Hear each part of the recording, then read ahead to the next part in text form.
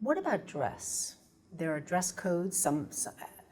Some organizations have dress codes. Do you know, are there any situations that you're aware of that there have been problems because of that?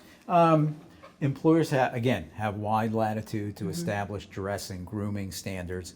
Sometimes recently where there's controversy is where you have grooming standards, but for instance, a minority employee might have dreadlocks or might, particularly African American men, may have shaving issues because they get skin conditions. So you get involved in those sort of nuances of normal dress and grooming standards. Sometimes it's a religious issue. If somebody has a bona fide religious belief in how they wear their hair or whatever.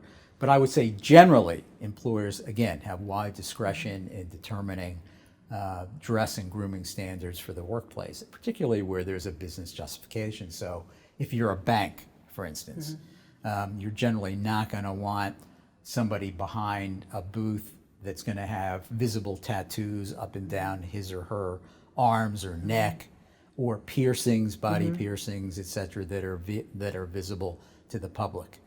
On the other hand, if you have somebody who's working in a warehouse and is not in the public eye, maybe there's less business justification for that. So many details, right? Sure. And so many circumstances, and I just think there are more and more circumstances now that have come up. There are. Right, because There's you no started question talking about about the tattoos, the body piercings. Yeah. Those weren't issues 30 years ago, They 30 were or not. 40 years ago. No, they were not. They weren't as mainstream. No, Maybe that's but today they are.